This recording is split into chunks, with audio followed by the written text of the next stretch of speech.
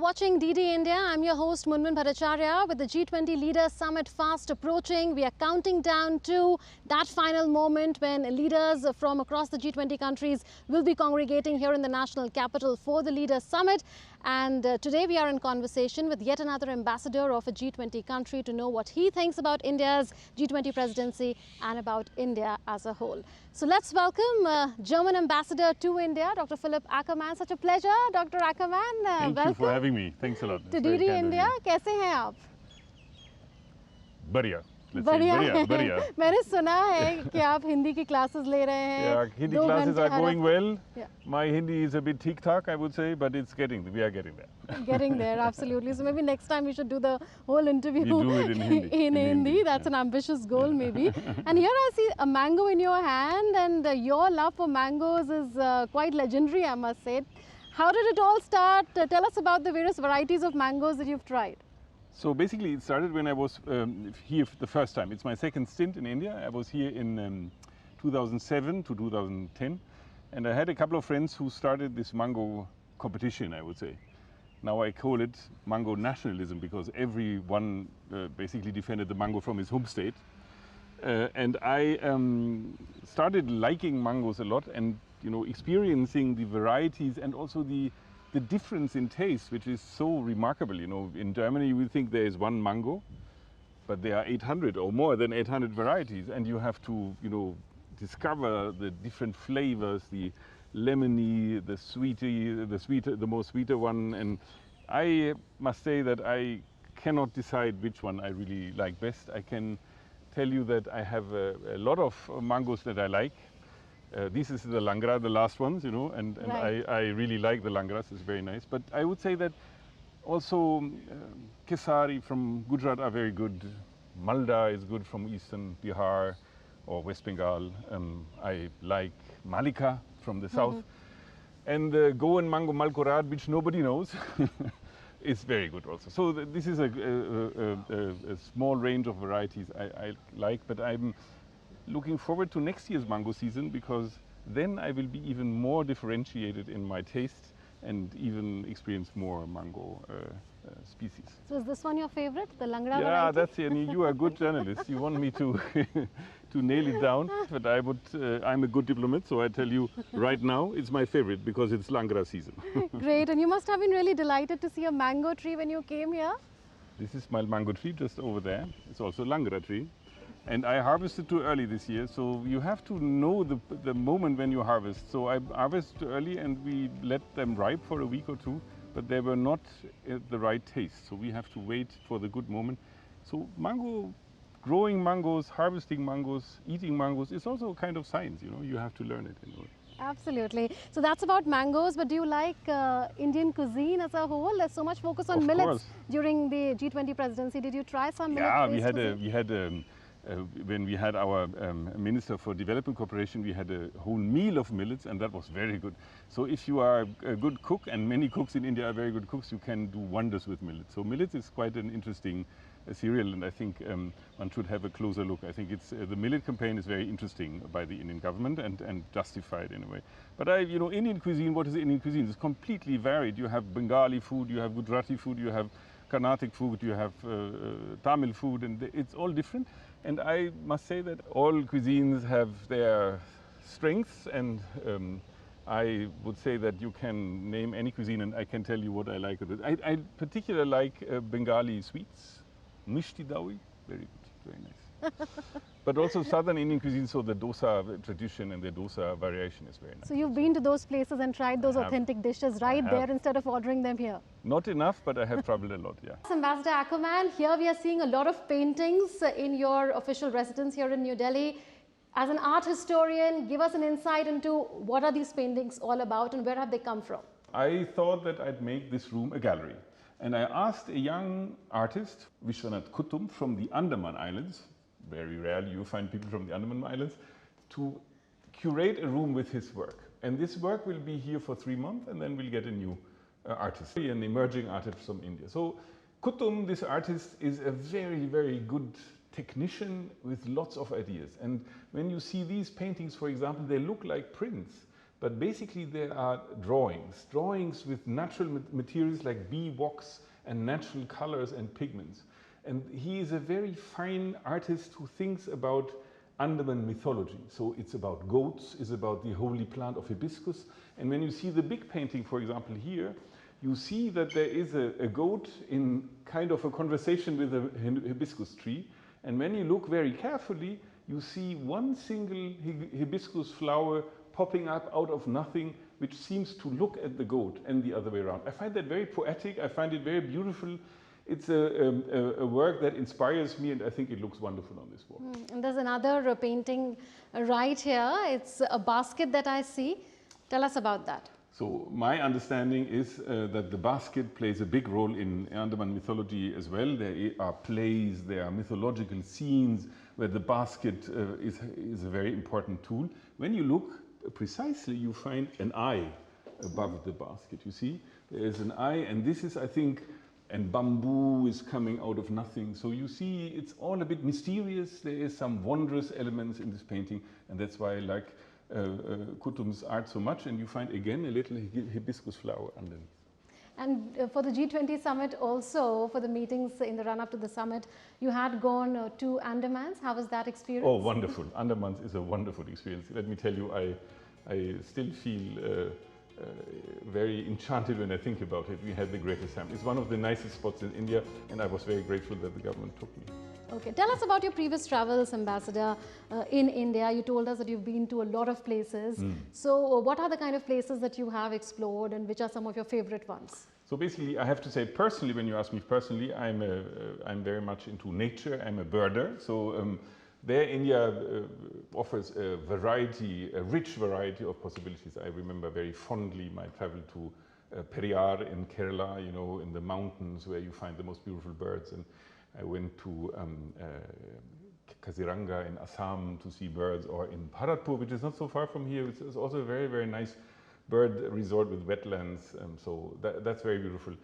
But that's my private travel. Of course, I'm traveling business-wise quite a lot, and I just spent a couple of days in Bangalore, which is quite a vibrant, dynamic place where you feel, you know, future is happening in Bangalore. You see lots of German companies investing huge money, employing a lot of brain talents in Bangalore.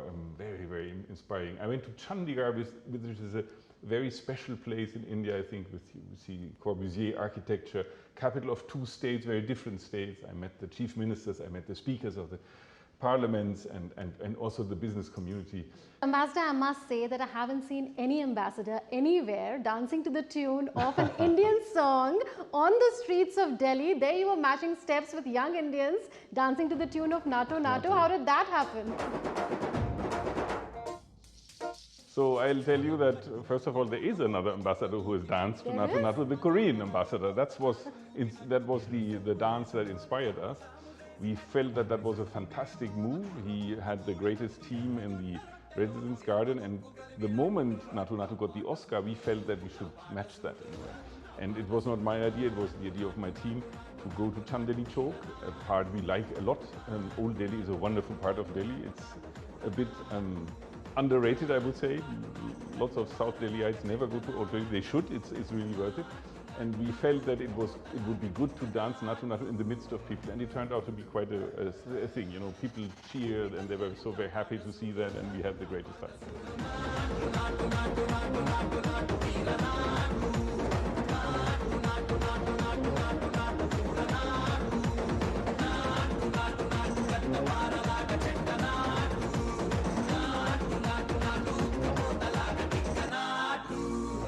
Ambassador, it's like a happenstance, like a happy coincidence that India is organizing these meetings all across its length and breadth.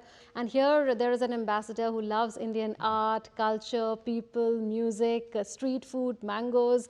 How has your experience been at the G20 meetings? So basically, I think the G20 has been in many ways a huge success so far for the Indian government. And I must say kudos to the organizers, to the Indian protocol. They have set up 500 meetings across the country on ministerial summit down through senior officials, and I think they did it fantastically well. every feedback I get from people traveling from Germany to India, whether they were in Varanasi, in Gandhinagar, whether they were in Mysore or in Goa, everybody's very happy with the way India has, organized it. India has shown the most beautiful part of this country to the world. And I think so far, I must say, it was an incomparable experience to be part of this G20 exercise of India. I must say, India has chosen a difficult time, or not chosen, it was rotational basis, the presidency, but it is a difficult time to be G20 presidency. Under geopolitical circumstances, you have to see that India has a tough job, and I think they have managed well so far. Ambassador, India played a key role behind the scenes when the Bali Declaration talks were happening, and it did make sure, along with the others, that the Bali Declaration would come through, and it did. As far as differences over Ukraine is concerned, do you think that India will be able to overcome them in a sense, and will a Delhi Declaration become reality? So let me say, I hope they will overcome the differences, and you very rightly referred to the Bali Declaration. Without India, that declaration would not have been possible, and therefore we see, a clear commitment of India to come to a statement and conclusion. I think things have not become easier in the meanwhile, and I think it's still a huge challenge, but I think if anybody can find a solution, it is India. So basically, I'm very hopeful that at the summit we'll have a good statement after the summit. On the energy transitions, since a number of meetings have happened under that head, and an outcome document is now also out. As far as Germany is concerned, it is pursuing the goal of becoming greenhouse gas neutral by 2045. And I saw a photograph of yours riding on the Kochi water metro ferry. How was that experience? And tell us about the various initiatives that India is pitching as G20 president. What do you feel about them, like the Global Biofuels Alliance, getting all the countries to join the Green Grids initiative, to name a few? So I think India is a very good partner when it comes to the energy transformation. I think India has been very good with us and very good with many others, and other partners from the West when it comes to the fact that you have to change your energy mix away from fossils to renewables. I was in Karnataka lately. It's a state that gets 65% of electricity from renewables. It's a top class, achievement. In Germany, we get 50%, but Karnataka is ahead of Germany with 65%. That's really an achievement, and I think India can lead the way. I mean, on the other hand, India is a country of rising energy needs, and that has to be taken into consideration as well by the Indian side. So, as a partner for this endeavor, I think India is very good because it's full of creative people, and one should not forget Indian private sector outside the government is also very engaged and extremely powerful when it comes to renewable energies. So that's all good. We would have wished that the G20 declaration of Goa and also Chennai had been a little more ambitious when it comes to the renewable chapter. And the energy transition chapter, the climate chapter as such. But as I said, G20 is 20 plus countries. They sit, and there are groups that are of a different opinion. It's not India, the countries I'm referring to. So I think we made huge headway on the environment, protection of forests, protection of oceans. That was very, very good. I think we were very happy with the outcome of Chennai. On the climate and energy part, we would have wished a little more ambitious goals and objectives, but unfortunately, a group of countries was not going along. Right, maybe that's for the COP28 now to work on. Absolutely, maybe. The COP28 is now the next step, and I hope we'll get in the UAE, we get a new renewed commitment from the countries. And how was that experience I asked you about, riding the Kochi water metro ferry? Kochi metro the water metro is indeed part of our green partnership for green and sustainable development. It's a part of our engagement to transform public transport in India. We are working with the metro in Bangalore and Ahmedabad, but the water metro is a wonderful example because all the boats are electric, and they connect islands in the Kochi Laguna that have not been connected so far.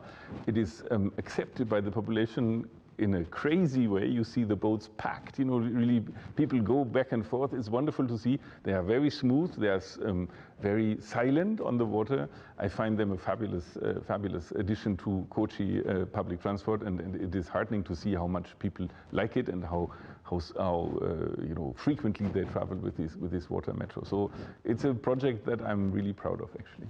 Ambassador, we often hear the Prime Minister speak about lifestyle for environment, the LIFE movement that the PM launched in Gujarat.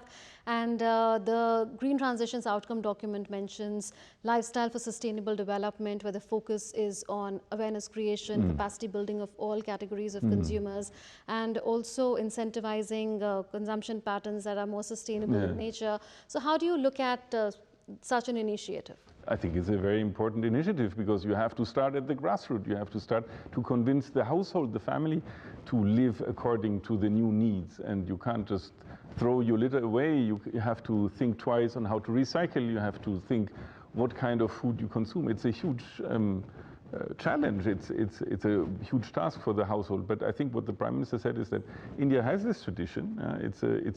He gets back to the traditional household in India, and I think it's a very, very valid and valuable initiative. So we in Germany, we have started, for example, garbage separation and trying to get more awareness for the environment years ago, and I think it has led to a certain understanding that, you know, each and every household has to contribute to this endeavor to get the planet greener, to get less of garbage, to get more, you know, reasonable and more considerate way of living when it comes to climate change, and therefore we welcome the LIFE initiative by the Prime Minister.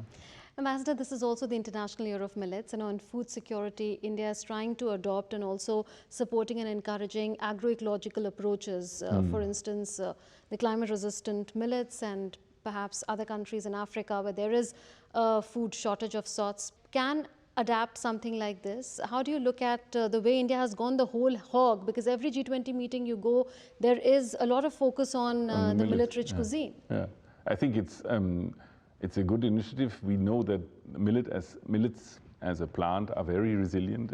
They're much easier to grow than any other cereal, and I think you can make fabulous food with it. So I welcome this initiative, and I think, as you rightly say, it's not only India that should go for millets. It's also many other countries in the south that you know, have been relying too much on wheat, which is water intense and is very sensitive when it comes to insects or other diseases. And millets are a robust crop, and I think you can do, as I said before, what I've seen is that millet cuisine can be very tasty.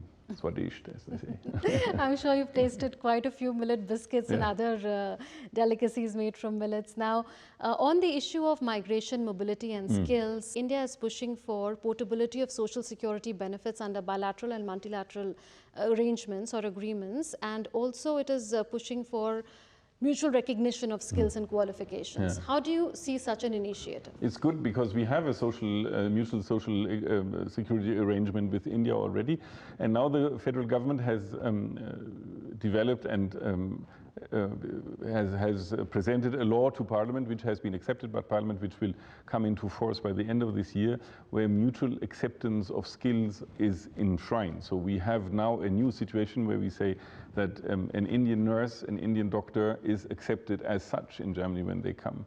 So that's a huge plus for our migration plans. It will make our sort of migration back and forth easier and will help us to get the skilled labor we need. I'm very positive, I'm very optimistic about a renewed sort of effort from both sides to get interested Indians to Germany under very good, fair circumstances, with good contracts, with a good social security in Germany.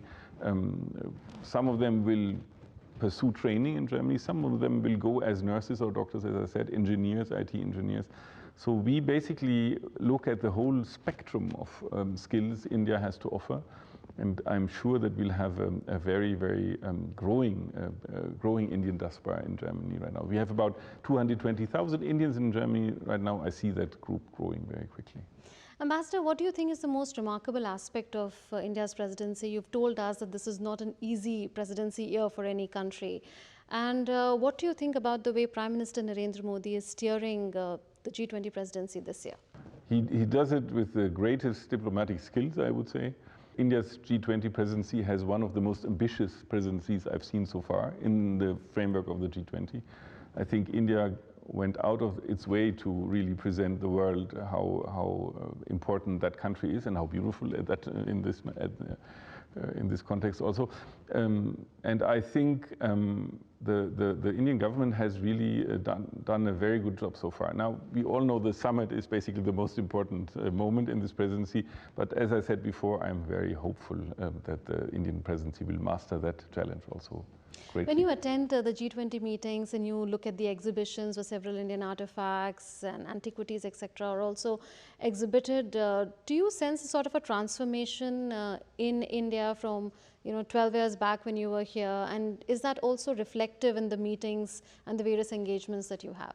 There is no doubt that India has changed a lot in the last 12 years, really, in many, many ways. I've seen a huge improvement in infrastructure and digitization, where India is really leading basically now, at least way ahead of us when it comes to Germany. I've seen a lot of good initiatives, great ideas. India has, as we all know, has now become the 4th largest economy in the world.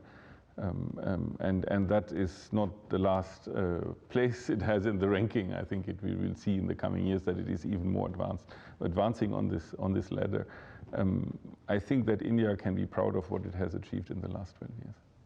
You spoke about the diplomatic skills of Prime Minister Narendra Modi. What do you think overall about India's global standing today in the world of diplomacy? I think India has rightfully conquered a very important place on the international stage. Prime Minister Modi is a very popular interlocutor for many, many governments, including mine. India is a factor without which the world cannot come to a peaceful order, I would say. India is a country without climate change will not be tackled. India is a country where we feel international order is observed and will be upheld, and therefore I think India's role in the international context can't be overestimated. It's a very important country. Do you see India emerging as a bridge between the global north and the global south? And what do you feel about India's bid to include the African Union as the G20 first member? We have been very vocal in saying that the African Union should be a member of the G20. Our Chancellor has been very, very clear and supports this endeavor or this aim presented by the Indian government. So from us, there is only support for this step. I think that India is certainly in its own way a very important factor in the international puzzle, so to speak, and can be very useful in many, many ways internationally. I'm not such a fan of the notion of the global south, because the global south is just too varied, too diverse. I don't see really every country like Singapore or Malawi or Nicaragua figuring under one umbrella, but I think that India has a lot of charisma in, let's say, Africa, for example, because they see this is a country that used to be very poor and has managed to come to a very, very interesting level of economic development, and at the same time being a democracy, where everybody can speak up, everybody can speak their minds and vote once in a while.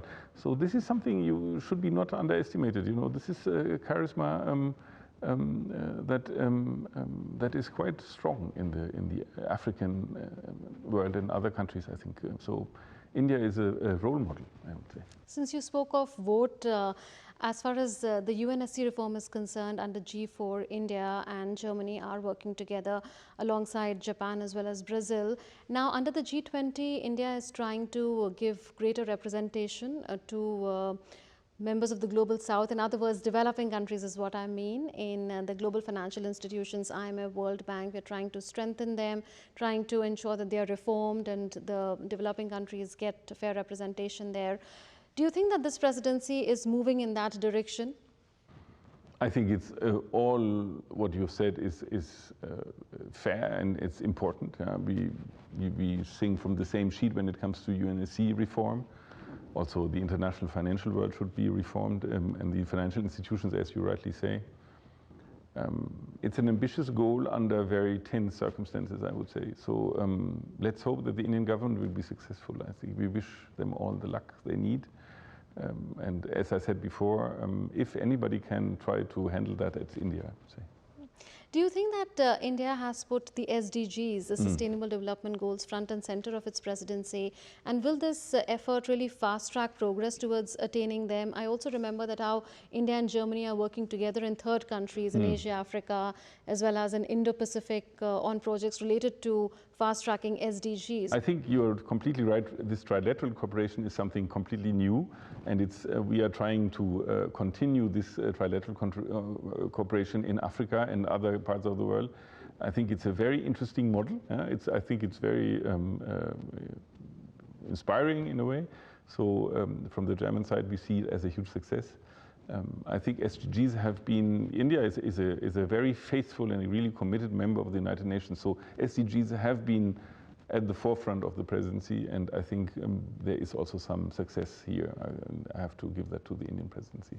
Bilaterally, on the India-EU FTA negotiations, how does Germany and India stand to gain? Whenever these negotiations are concluded, they're taking quite some time because they are complex. But how do both sides stand to further gain? Because we already have a very thriving economic partnership.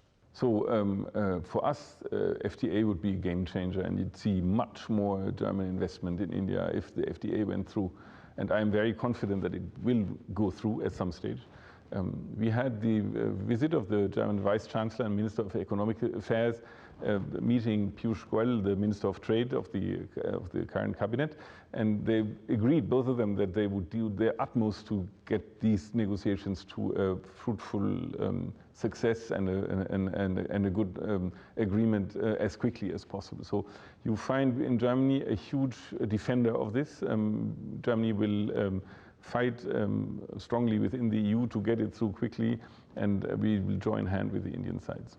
So what is then your top priority in your to-do list? Also, what do you think is the top priority in this relationship for both countries? So I'd say 4 top priorities. It's so complex, it's not only one. It's like the mangoes, you know, I don't like one only. So I think business and economic affairs are very important. You know, getting more German business to India, getting more Indian business to Germany, getting more interwoven in a way between the two sides, investments, you know, in creating of employment. Second, I would say migration. We talked about that. We need more skilled labor. India is a very good country. We are working with the government. We have this migration agreement.